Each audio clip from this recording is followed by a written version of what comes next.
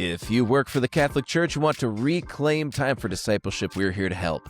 I'm John Conz, and this is the Catholic Ministry Professionals Podcast, your favorite leadership development podcast for Catholic churches. Today, we're going to discuss something that might be picking at your heart a little bit today. There's a tension in a lot of parishes right now that isn't getting named out loud a lot. There's a conflict, really, that we're experiencing between some of what we might call the old guard and the new staff. They're not getting along. They don't see things the same way. And Father happens to be stuck in the middle. Maybe you've felt it. It's not necessarily that meetings are going sideways. It's the conversations that happen after the meeting. The staff member that pulls you aside in the hallway and says, hey, so-and-so did this. He said, she said. The one that emails you at 9 p.m. with a big diatribe about how this thing is really, not working right. Ethel said this. Dorothy said that. Today, we're going to talk about what to do with that tension. Not how to live with it, but how to lead through it. And this is something that's coming up more and more as this language of discipleship is coming in. And something that I really believe is at play in here is the reality that there are real professional career paths, educational programs that didn't exist 20, 30 years ago. Right now, somebody can go to college and get a degree in Catholic studies, in discipleship and evangelization, in theology, in ways that it wasn't necessarily available for laity.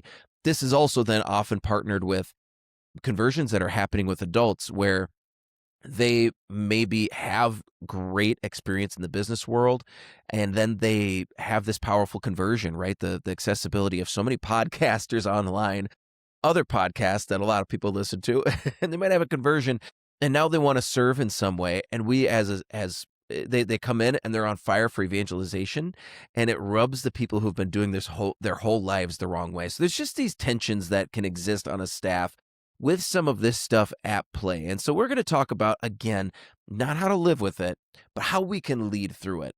And so here's what really happening is that the old guard, when somebody else comes in and says, I have a new idea, right? They interpret these new ideas as a criticism of what they've built. And honestly, this is probably the person who suffers the most, is the person who's built these programs. And then the younger staff comes in and has an idea about how to change it. And they're excited to do something different than what has always been done. And then the younger staff interpret this resistance, this hesitation as lack of zeal. And both of them may be partially right, which makes it harder. So here's what I want you to hear if you're living in this situation, particularly if you're a pastor or you're in a role on the parish staff that has to help people to deal with these conflicts, is that you probably see the problem a little more clearly. Usually when you're on the outside of a conflict or a tension, it's easier to see just like the truth of it. And you've probably seen it for a while, but the issue isn't clarity with what's wrong. It's clarity about what to do next. And without a path forward, the default option is that we just try to keep the peace. You know what? They've been here for 20 years, 25 years, 30 years. If we can just put up with it for a little bit longer, the problem will resolve itself. The problem is that this isn't fair to either side, to just stay neutral, to just let things fester. It's not fair to the mission because these things actually get in the way of the team dynamic, the communion of the team to be able to move the mission forward. And while you're ignoring it or leaving it silent, both groups are quietly just like trying to recruit people to their side. And so that continues to work against the group dynamic. So either way, the silence, not addressing it, that's a loss for you. It's a loss for the team. It's a loss for the church, right? So the thing I want to throw out is that this isn't necessarily a personality conflict. At its core, I believe that this is the absence of a shared mission that both camps are accountable to and opted into, committed to. And so let's talk about then the mistake that we often do, which is that we treat this as a personnel problem before we've really done the leadership work, because those two aren't the same thing. So let's talk about three things that you can do today if you're having some of these personality conflicts, personnel issues. The three things we're going to do is just to name it, and then we're going to approach it, and then we're going to align it. All right. So first thing, name it, right? Before you do anything else, you have to name what's happening to yourself. Like, I want you to say it out loud and just kind of like work your way through that language, because it's really important to name things. There's power in the name, right? There's power in the name of Jesus. There's power in bringing things into the light. And when you say it out loud, sometimes it'll feel less overwhelming, less scary, less like a big thing. But it's just like, oh, you know what? I need to just say these two people aren't seeing eye to eye. And that's it. That might be at the root of it. So we need to talk about it, right? So you already see the problem. You're not giving yourself new information, but you are getting clear on what the divide actually is about, so that when you go and do this next part, which is to approach it, you've got it kind of clear in your head what you see that's going on.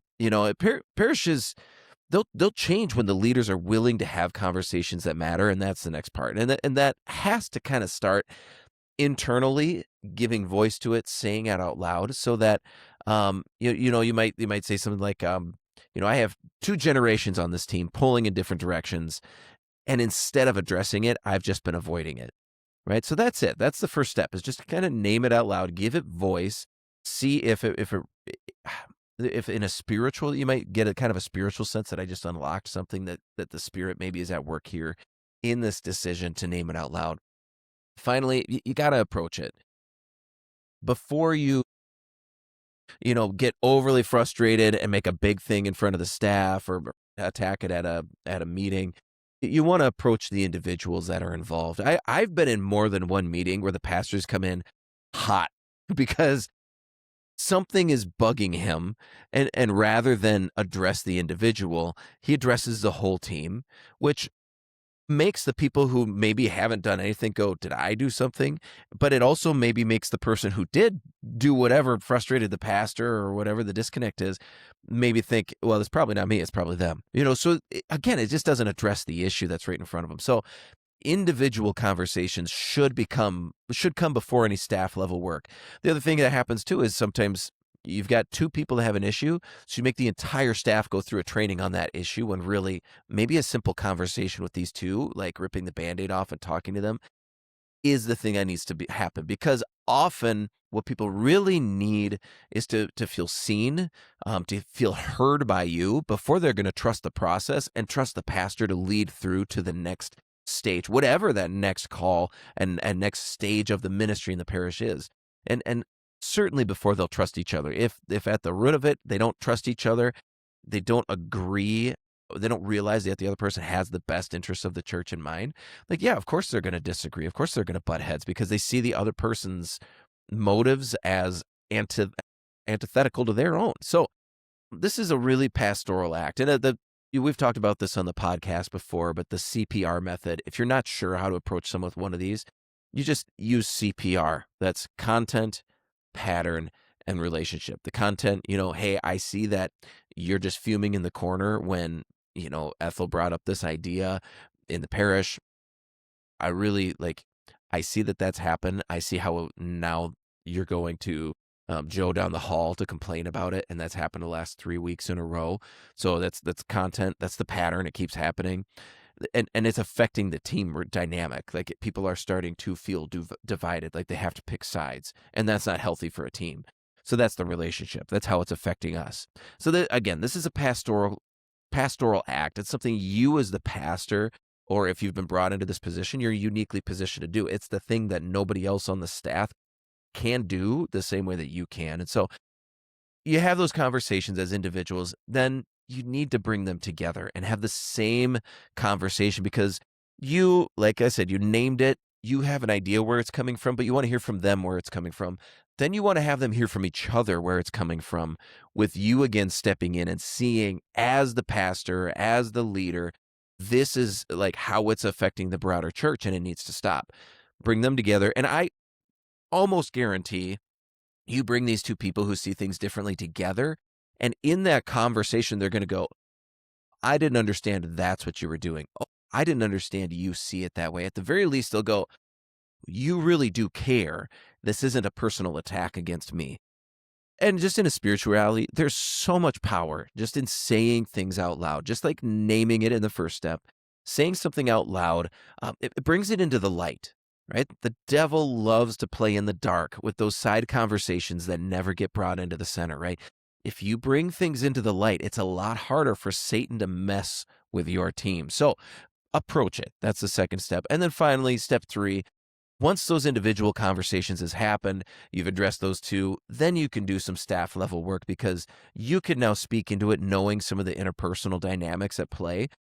And this is really then where shared mission, shared accountability, decision-making clarity, like you get these built in. You give both groups something to orient towards that isn't towards each other, right? And when the mission is the standard, not personalities, not tenure, not preferences, not what's easiest or what we've always done, then the friction loses its grip because instead of me trying to hold this thing so tightly or me trying to like drag people along, no, it's all of us headed one direction together. And that makes a difference and it helps to keep the pace, the peace by actually helping to lead through. All right, so let's give you some really concrete examples. I've pulled little pieces here and there, but I want you to I want to show you what this looks like on the ground. And where I feel like I hear this tension most often just is in formation programs, right? Someone's been running the program for more than 20 years. I mean, they know every single family by name. They built the curriculum from scratch, and then somebody else gets hired because they're ready to kind of do a little less, or the parish has grown and they new people. So just hired a young director of evangelization, or even an assistant that's really got a lot of energy towards evangelization, discipleship, a lot of ideas, and maybe even a very different vision for what formation could or should look like, best on the most recent whatever put out by Word on Fire or Ascension Press. But within 6 months, they're really not talking. You can tell that there's the meetings are tense. They're literally not making eyes. That maybe the staff is even starting to talk on the side about, oh, so-and-so's right or so-and-so's right. So what you do here, again, it's those 3 things. You have to name it, you approach it, and then you align it. And so it might look like this.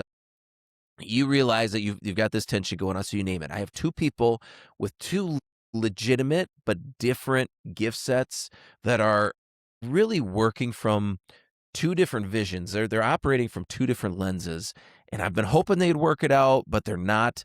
And so now I need to step in. Right? You named it. So you're going to approach it. You sit down with your formation director.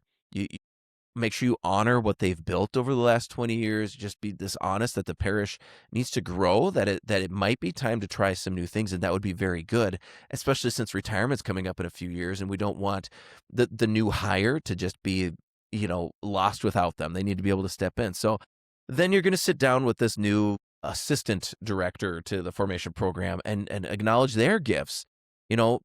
Yes, longevity is and institutional knowledge are important. They matter. You need to, it's important that this formation director knows the names of everybody. They've built real relationships, and you affirm that yes, your desires are good, but you also have to recognize the gift that's here in the institutional reality that is this human person, right? Neither conversation's maybe going to be easy, but both are necessary, and then you bring them together after you've had an opportunity to kind of hear them both out. Then you're going to bring them together and have the exact same conversation with both of them in the room, right? Again, there's so much power in naming a thing.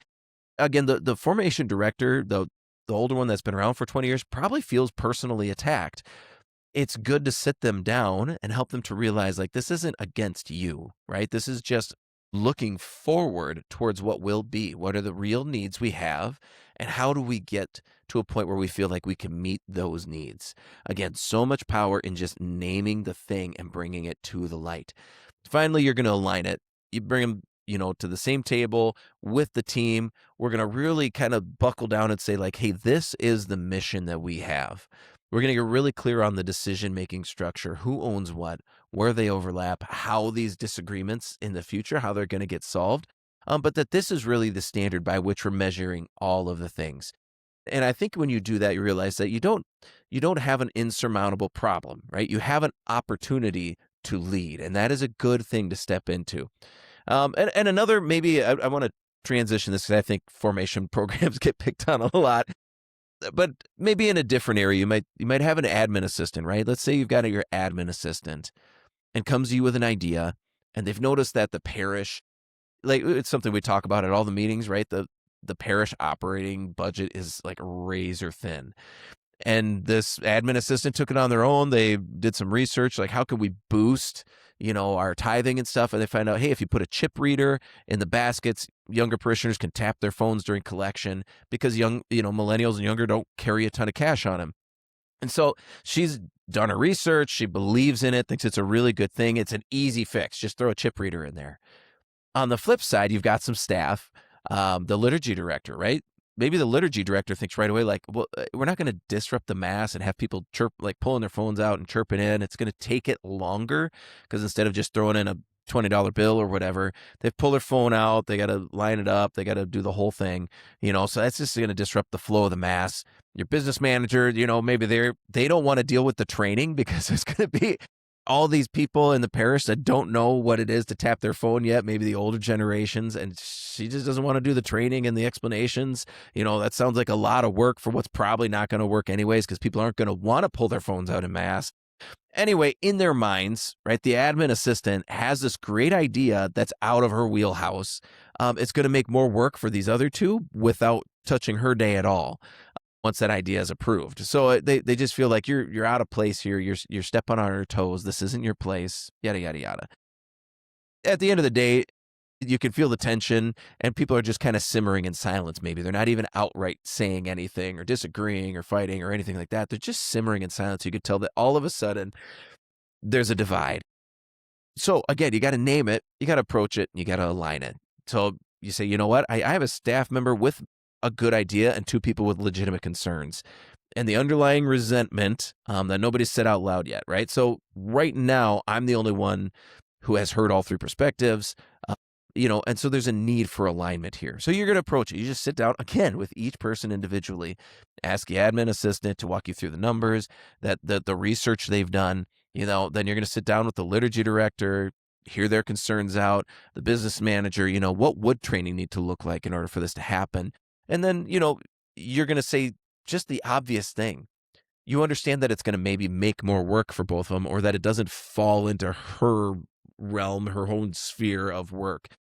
But to say, I'm not lobbying for anything, but I do want to do the thing that's best for the parish. So then you bring the three together, have the conversation again so they can hear each other. They can hear it out loud. And you are already prepared to address some of the thoughts and concerns in the room. And then finally, you got to align it, right? You got to make the call. Like you decide. Don't just let it go until somebody with the bigger personality wins out in the end. Make a decision, right? Take that off of their plate. They've been seen. They've been heard. That's what people want, really, before something changes that they don't get to control necessarily. So if you make the decision, if it seems like a good thing, do it. If it's not, don't. Either way, you got to communicate the decision and the reasoning to the whole team, right? Say, hey, you know what? We've made this decision. This is what's happening. It's in line with our mission. We're lowering, we want to lower barriers to generosity between our people and God and the parish that God trusted to us, right? That's what we want to do here. It's not about convenience, not about comfort. It's not about tradition just for tradition's sake, right? This is an opportunity for us to do a really good thing, and we need to step into it. I, as the pastor, as the leader in this position, have discerned that this is a good thing. I believe we should try it, and then you lead from there. And when you've aligned it, when you've, again, named it, you've brought them together, people have been seen and heard, and then you align them behind a decision, you're going to see that that's going to take care of a lot of the tension. And really the tension you felt was probably because you were avoiding just addressing the situation head on. And so I think with that, we can head on to the devil's advocate. All right. So you're maybe listening to this and you're saying, John, you just don't understand. You've never met Ethel. She's been here for 25 years and she is never going to change. Like we've tried, but she won't do it. And so the thing I would say to that is that you may be right that they won't change, but that's a different conversation. The conversation right now isn't whether or not they'll change. It's whether you are leading intentionally through these issues or whether you're just managing the peace and hoping it'll resolve itself. Hope is a good thing. Hope is a virtue, but it's not in and of itself a plan. And so this episode really isn't about whether or not that person will change. It's about doing the leadership work first. And then if somebody truly won't align themselves to the decisions you're making, the mission after you've named it and approached them and built the structure, then you may need to have a real personnel conversation. But don't skip those steps.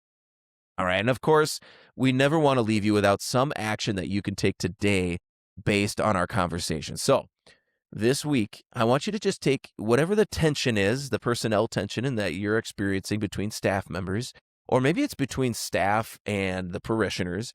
This week, you write one sentence that names the divide, not necessarily who's causing it, but what the tension is really about. And then schedule those one-on-ones and see where that conversation takes you. Second, you can always share this episode with a priest or a friend in ministry and start the conversation around this. If you found it helpful or fruitful to even just have that simple framework for dealing with the conflicts, share this episode out, right? Don't let it just be another good idea. And finally, if you want help building the alignment structure that your team needs to work through these, you can book a discovery call today and we'll walk through it with you. With that, I want to thank you for listening to today's episode. If you found it helpful, don't let it be just another good idea. Text it to a priest or friend in ministry that could benefit from it. And with that, we'll see you in the vineyard.